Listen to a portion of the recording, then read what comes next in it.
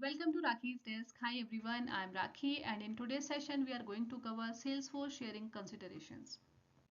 So there are a few generic considerations that we should keep in our mind while implementing sharing. So to create any sharing rule in your org, we have to make sure that OWD of our org is the either public read only or private. If it is public read write, we will not be able to create any sharing rule.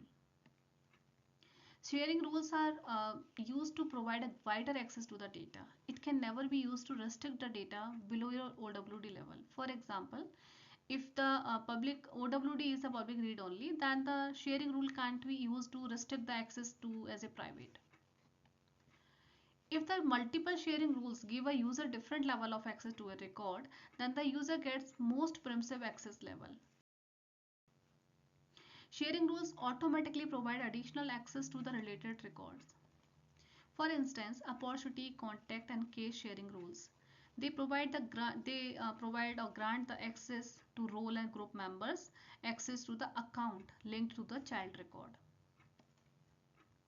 If you provide record access to external users by selecting either portal roles and subordinate, or roles and internal and portal subordinates as a target for sharing rule category, then an alert will be you will be getting an alert while saving the sharing rule.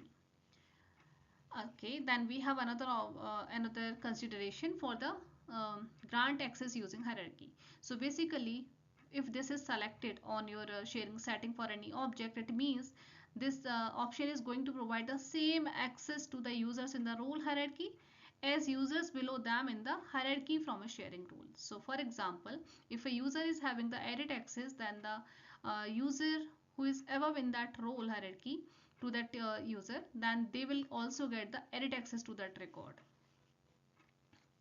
High level community or site users, chatter external or chatter free users cannot be included in the owner based sharing rule. However, you can share the record owned by the high volume users in the guest user or the criteria based sharing rules. If you share records owned by a queue in a owner-based sharing rule, then only records owned by the queue are shared. The records owned by the individual members of the queue are not shared. For example, there is one queue. This queue has the two users, user 1 and user 2. Queue has 100 records owned, and the user 1 is having the 15 records as a owner, and user 2 has 20 records. So the only 100 record will be shared through the owner based sharing rule, where the queue is the owner. I mean the records owned by the queue, right? So in that case, these record will not be shared with this sharing rule. Okay, there are some additional considerations as well. Let's go to them. Sharing rules apply to active and inactive both users. Sharing rules apply to all new and existing records that meet the definition of the source dataset. When you delete a sharing rule, sharing access created by that rule is also removed. When you change the access level for a sharing rule, then all the records are automatically updated to reflect the new access level. For example, earlier sharing rule was giving it as a public, basically the read access to the records. However, the new changes are providing the edit access. Then all the records who were earlier having the read access with the sharing rule will be updated to reflect the edit access. Changing sharing rules can require changing a large amount of records at once.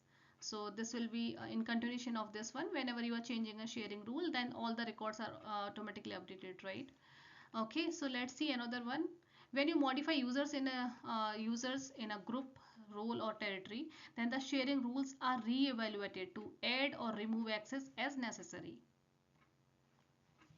When you transfer records from one user to another user, then the sharing rules are also re-evaluated to add remove access to the transferred record as necessary. If a request is queued, for example, you have made the sharing changes, then your request will be queued to the process the sharing changes.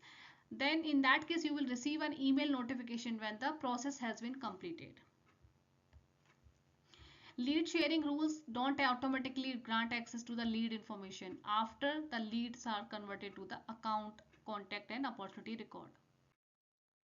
There are some consideration for the criteria based sharing rules. So we should avoid the blank values with equal or not equal operations in the criteria based sharing rules. In criteria based sharing rules, you cannot use lookup fields, encrypted field, formula fields, or field whose values are derived from the other fields on the record.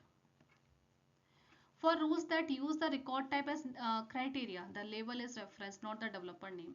So to avoid this issue, then we should make sure that the record type label and its translations are unique. If criteria based sharing rule reference a field from a licensed managed package whose license has expired, then expired is appended to the label of the field. Okay, so criteria based sharing rules that reference the expired fields are not recalculated, and new records are not shared with those rules, but the sharing of existing records before package expiration is preserved. Okay, that's it for this session. Thank you.